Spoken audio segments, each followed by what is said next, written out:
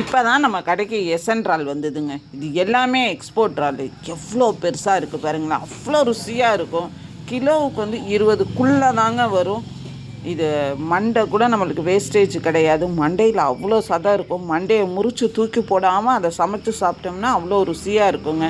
அடுத்தது முள்ளு வாழைங்க, எவ்வளோ ஃப்ரெஷ்ஷாக இருக்குது பாருங்களேன். இது அவ்வளோ ருசியான மீன். முள் எடுத்து சாப்பிட மட்டும் தெரிஞ்சிருச்சுன்னு வச்சுக்கோங்க, இந்த மீனை விட்டுறவே மாட்டீங்க. அடுத்தது ஒரிஜினல் கடல் கொடுவாங்க, எப்படி இருக்குது பாருங்கள். எல்லாமே 2 கிலோ 1.5 கிலோ அந்த மாதிரிங்க, 1.25 கிலோ அந்த மாதிரி. இது அவ்வளோ ருசியாக இருக்கும், குழம்பும் சரி வறுவலும் சரி. அடுத்தது வெலை மீனுங்க. இன்றைக்கி பாருங்களேன், வெலை மீனே எப்படி சைஸாக இருக்குதுன்னு. இதுவும் நியர்பை டேஸ்ட்டாக இருக்கும். கொஞ்சமாக கிழங்கா, நான் இன்னொரு கிழங்கா காமிக்கிறேன் பாருங்கள். அடுத்தது சிறையாங்க, அவ்வளோ ருசியான மீன். சங்கரா நம்மளுக்கு கொஞ்சமாக தான் வந்திருக்கு. அடுத்தது மொரட்டு வஞ்சரங்க, இதை நம்ம பீஸ் போட்டு தான் கொடுக்க போகிறோம். இன்றைக்கி நிறைய பேர் கேட்டாங்கன்னா இன்றைக்கே நம்ம பீஸ் போட்டுருவோம், நாளைக்கு வேறு மீன் எடுத்துக்கலாம் நம்ம பீஸ் போடுறதுக்கு.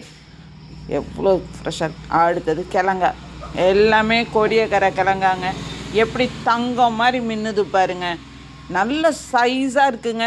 நான் உங்களுக்கு சின்னதாக பார்த்து பொறுக்கணும், ஏன்ட்டா எல்லாமே பெருசு. இது குழம்பும் சரி வறுவலும் சரி எல்லாத்துக்குமே நல்லா இருக்குங்க.